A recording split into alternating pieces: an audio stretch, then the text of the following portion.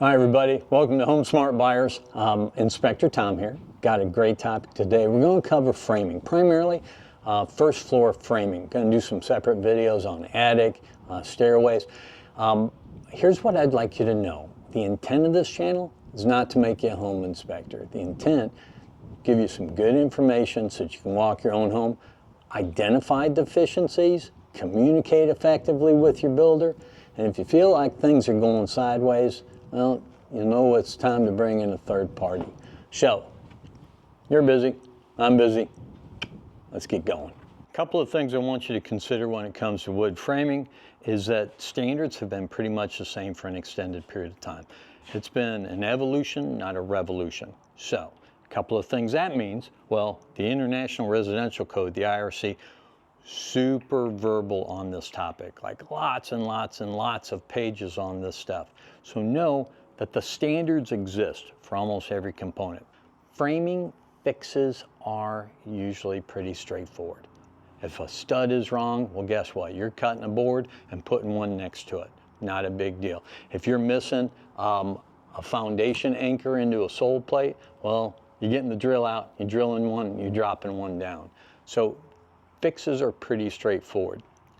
Another thing that I'd want you to consider is if you are in a coastal area, all this is super important and much more detailed and much more robust. Bring in a third party. End of story. Spend the money, do it, bring in a third party. So first thing I want you to do is grab your architectural or your engineered plans, and I want you to measure the location of the exterior walls to each other. So if they don't have that part of it right, that means they're making adjustments to the interior walls, and that can really affect things. So grab your tape measure, grab your plans, measure the locations of those exterior walls relative to each other. Next thing, take those interior plans and measure interior walls to each other. Bottom board, sole plate, S-O-L-E, also called a sill plate. Sill plate, it's got to be pressure treated. Every board that sits on your concrete foundation has to be pressure treated. Okay, next, these foundation bolts should be, this is a big one, a minimum of 7 inches, 1/2 inch diameter. They sit down and they're buried in your concrete, in your foundation. Now, there are some standards associated with where these things need to be placed. Right here is a cut in the board. This joint needs to have a foundation anchor within the first 12 inches. Over here needs to be in the first 12 inches. Next, there has to be one of these, they have to be located in the middle 1/3 of the board. At the end of each cut of the board, within 12 inches, you want one of those foundation anchors. On the other end of the board that's cut, you want one of those foundation anchors. You never want those anchors greater than 6 feet apart. It's that simple. Wash, rinse, repeat. Look around the entire foundation and they're wrong. So when you're looking at your home, you're going to see all kinds of joist hangers and ties and splicing plates and all the other stuff. And rather than, going into the specifics of when to use each one of these things, here's a couple of things that you do need to know. Well, is wherever there's a hole, there should be a nail. Now, not a screw. Are there technically approved screws for these things? There are. Nobody uses them, like ever. Next, the architect or designer can say, hey, to reduce the load, you only need to put 3 in there. That never happens either. Like literally, they're not customizing your home to the specific load-bearing potential so that they can reduce their labor costs by not putting 2 nails in. That's it. So, if there's 5 holes, there should be 5 nails. Now, it doesn't mean that the size of the nails are correct. If you're looking from the bottom of the joist hanger up, you want to make sure that that nail, you see it sticking through the joist all the way into the wood behind it. If it's not sticking all the way into it, that nail's not long enough. The IRC is absolutely filled with pages and pages and chart after chart of what the nailing and fastening schedules are, what's the appropriate nail for the appropriate hanger and the appropriate wood. Nobody remembers that stuff. Nobody has that stuff memorized.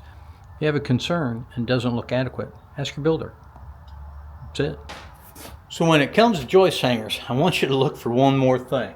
You'll see them, and you'll see another one, and then another one, and then magically, they just stopped using joist hangers. The answer is they ran out, and they didn't want to wait for the shipment to show up, so they just started toenailing the boards in. Every single board's got a name. Here's what you need to know. Horizontal, plate. Vertical, stud. Studs have all kinds of names. They have king, jack, cripple. It doesn't matter. See this one right here? That is a shirtless Italian fireman stud. It's not. It doesn't matter. Just call it a stud. Vertical, stud, horizontal, plate. So we get gravity, right? And it's pretty consistent. Usually it does the same thing. It's very predictable. But in order to offset that, we've got to have a continuous load path. In other words, the weight at the top of the home has to bear down on the next level down, then all the way down, and it has to transfer to the foundation, which ultimately supports it. That continuous load path, there's a couple of general rules that I want you to think about. So number one, if there's, let's say, 3 boards above, well, there's usually going to be 3 boards below to support it on the first floor. Look for that over and over. If there's 4 above, look for 4 below. Now, it can go the opposite. If it's 3 above, you can have 5 below, but you can't have less below than above. Yeah, that's it. 3 above, 3 below. 4 above, second story, 4 below. As a general rule. Next, shouldn't be a gap. Like the stud needs to be in contact with the plate above it. If there's a gap, it's wrong. How can it carry the load if it's not in contact with the board above? So you're going to find some. It's wrong. So studs are pretty straightforward. You're looking to make sure that they're free from defects, they're not cracked. You're checking the angle on them. How sad is that? There are a lot of them. They're just going off in their own direction. Are they fully in contact with the top or the bottom? I use a cheater board and it works out really well. That way you know everything's going to be recessed into the wall cavity as well. So there are always a lot of findings on top plates. Here are the standards from the IRC. It's got to be double plated. Wherever there's a joint in either the top or the bottom, those joints need to be separated by greater than 24 inches. If you've got a joint in the top board and a joint in the bottom board and they're within that 24-inch window, well, guess what? They need to have a tie plate on them. So regularly, these things are done wrong. If you look at the corners, you want them to specifically overlap so that there's that continuous load path. So there are several different forces acting on the house, right? Gravity, we all understand that. Heavy things got to push down to the foundation.